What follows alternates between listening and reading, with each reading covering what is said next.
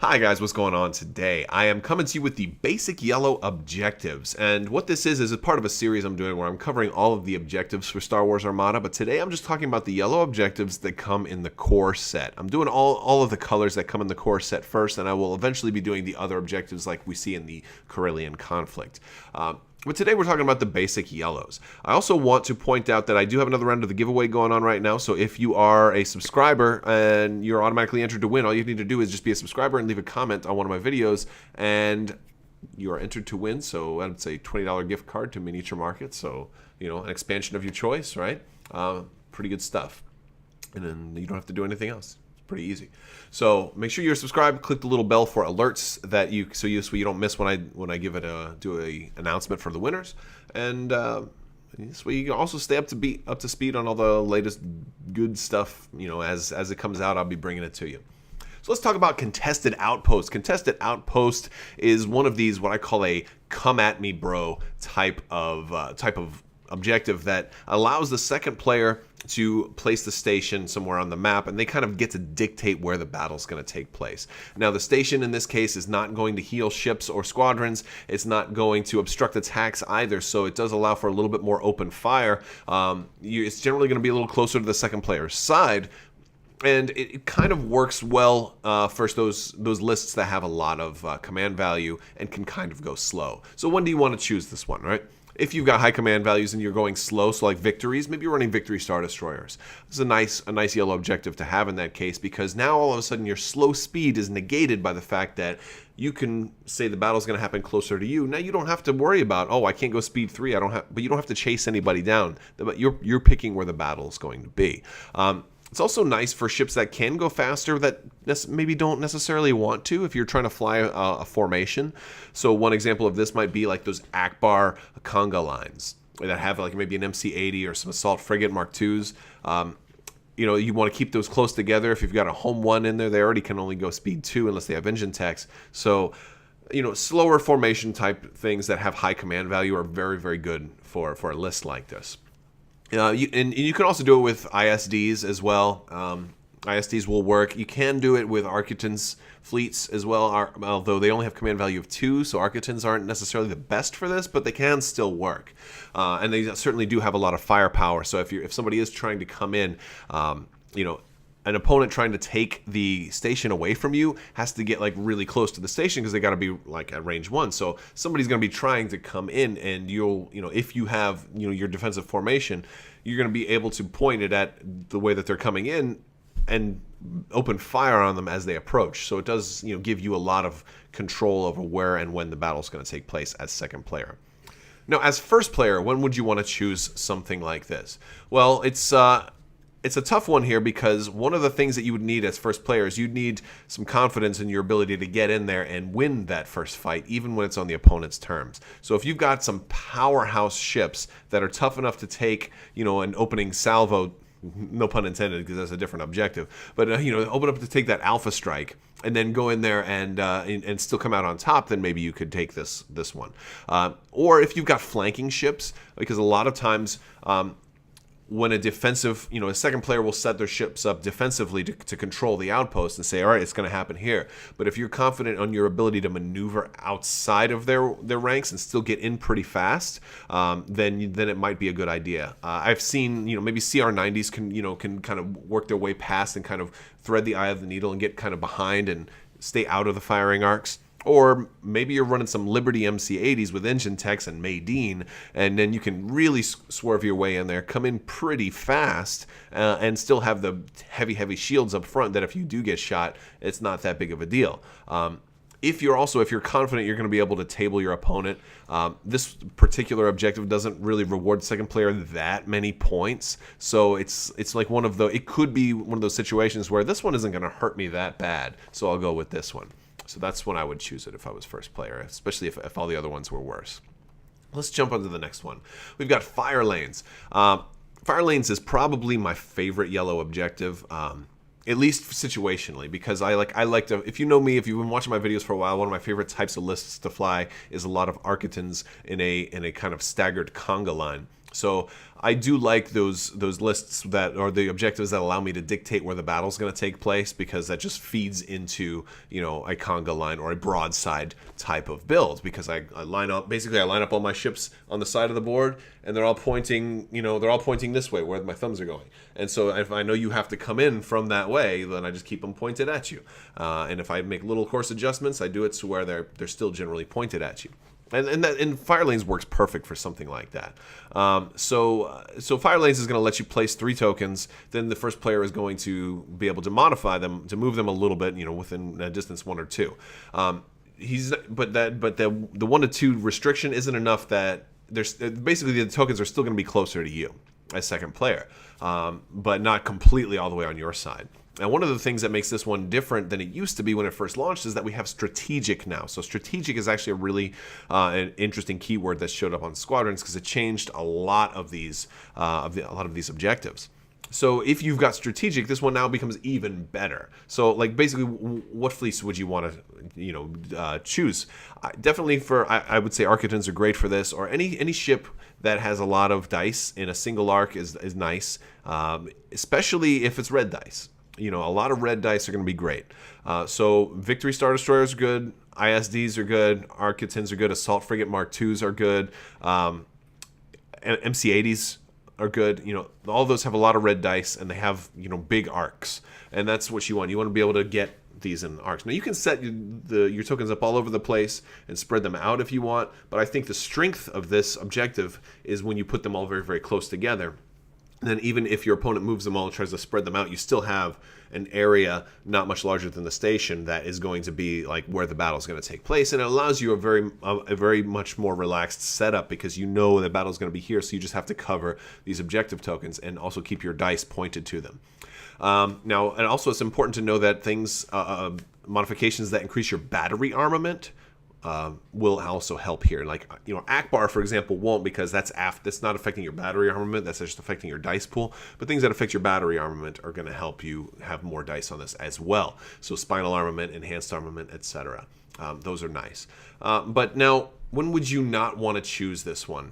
When would you want to choose this one if you're first player? If I'm first player and I see this one and you've got a very defendable fleet, I'm probably not going to choose this one. This is one of the ones I would choose least. However, there are some times when you could potentially choose this one. It's like I said, it's rare, but one way that I would probably consider choosing this one is if I have way more strategic than you. And the ability to make those in strategic squadrons work. So if I've got strategic and I've got intel, and maybe you don't even have any strategic, because this is what not everybody brings strategic in all of their fleets. I personally have a rule where if I've got objective tokens, usually I almost have to have strategic, just at least to prevent somebody else from taking my tokens and running away with them. Because if I'm first player and I've got 4 lambdas, for example, and you've got maybe only one, or one strategic, well, now I've got a tremendous strategic advantage over you. So now maybe I will choose this one, because I can send them forward and start walking those tokens back. You might be able to pull one back towards you, but I'll be able to make up for that times in triplicate. So I think strategic is a way that you might want to consider. Now, you won't be able to, you're not going to steal them all turn 1, but by turn 2, especially if you've got some things to enhance their movement a little bit, some of the titles allow you to do that. There's some crew that allows you to give, to take advantage of, giving extra movement to squadrons. And then heck, there's even, like 8R Talon, allow a squadron to activate a second time. Things like that are going to help it even more.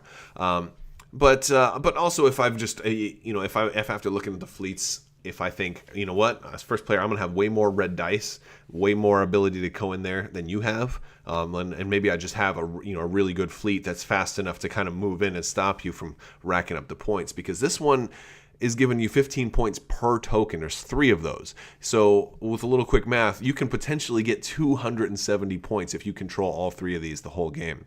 Now, as first player, you're not going to be able to get all 3 of them the whole game, because they start off just much too close to the other person's side.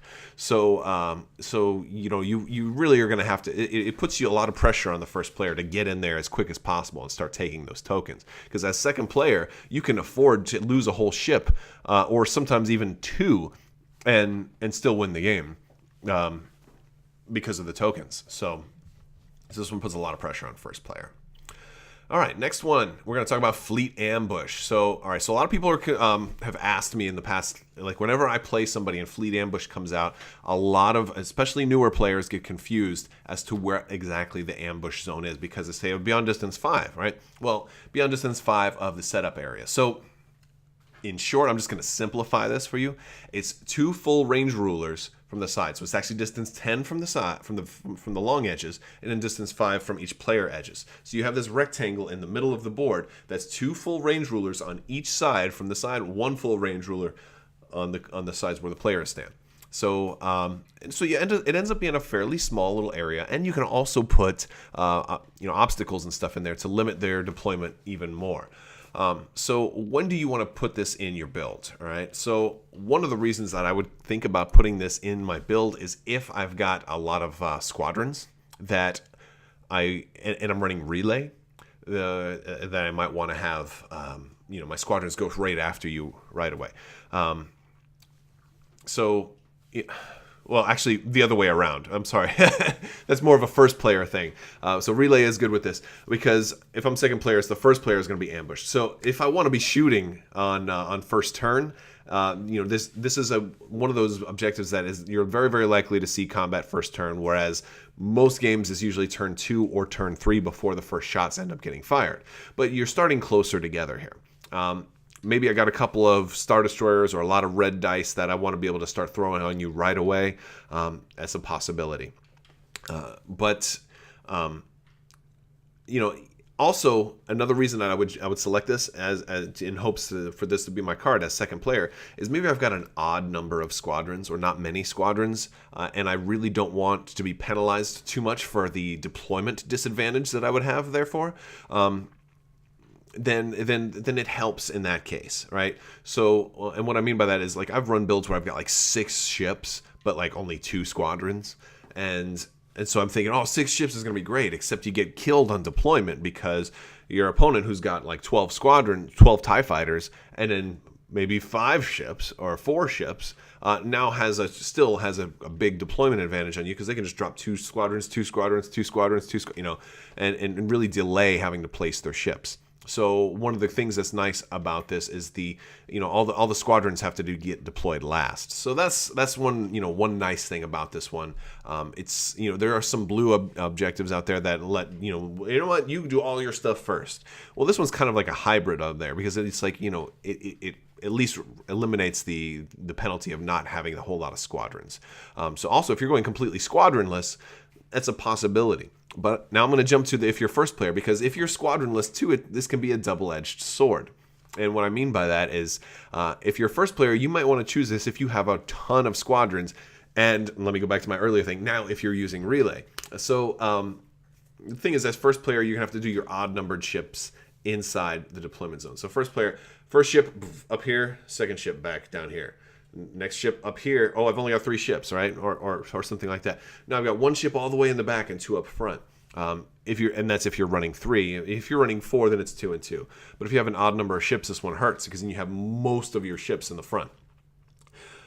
If you've only got 3 ships, though, let's say you have 2 Star Destroyers and a Gazanti, and the Gazanti is just there to do like relay stuff on some TIE fighters.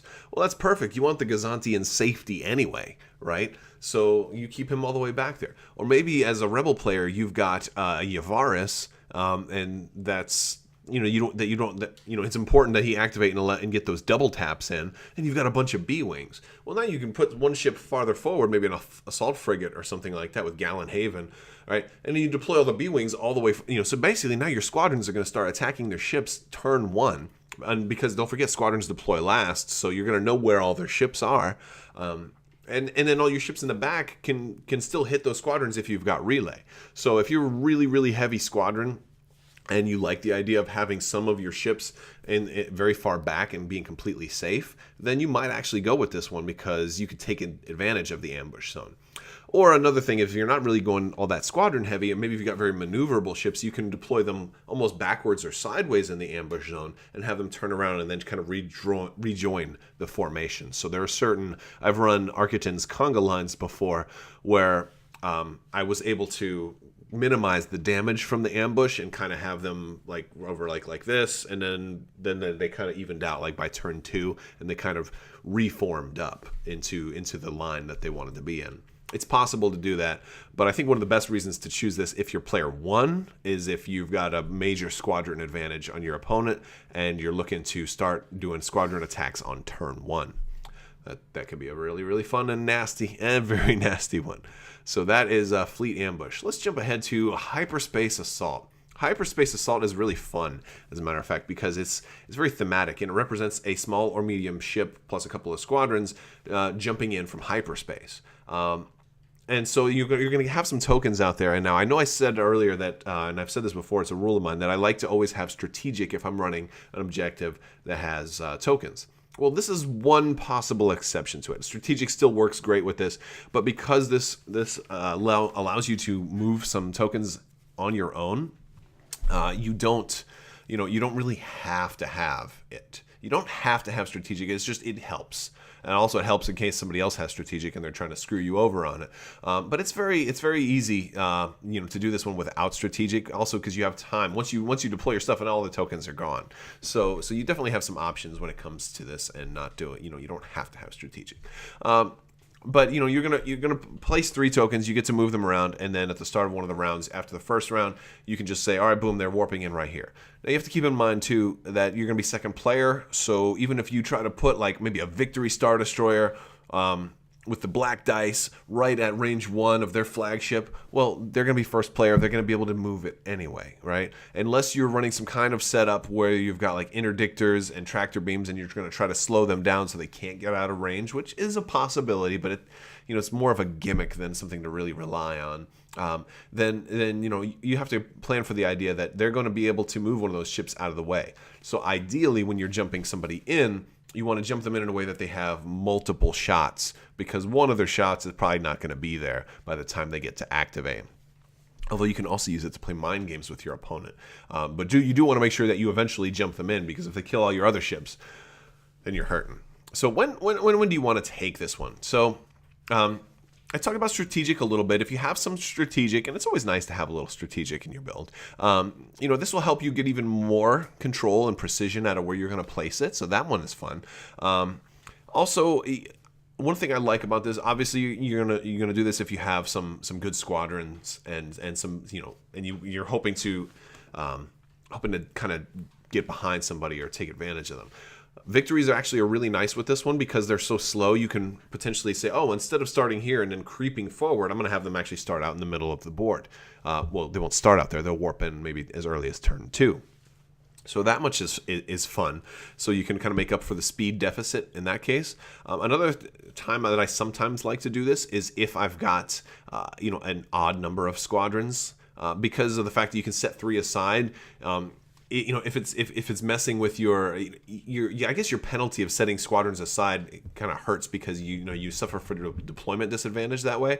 But if you had an odd number, it kind of just fits a little bit more. And maybe that's just me being a slightly OCD, but like I hate having an odd number of squadrons because I don't get the advantage of using that squadron as a deployment at the beginning of the game. So because you can set aside 3. It'll even out your number of deployments and just make things fit a little bit nicer. And I mean that may sound like a stranger reason to go ahead and do it, but I think that's a fun way to do it. But yeah, you definitely want to have a very squadron heavy build. I would never run this if you weren't running a lot of squadrons. So yeah, I'd keep that in mind. Now, if you're first player, when do you want to choose this? If you're looking at all the objectives and your opponent does have a fleet to take advantage of this, I can't say that there's too many times to pick this one. If you have a lot of strategic, though, is one way you might want to choose this, because you can, if you've got enough strategic, especially with ways to give them the extra moves, like some of the titles out there, like Adar Talon, things like that, you can potentially push these tokens so far away that they're ineffective, and you could almost effectively remove one of these, guys from the fight. So that's fun. But also, if some builds know that one of their weaknesses is going to be deployment disadvantage.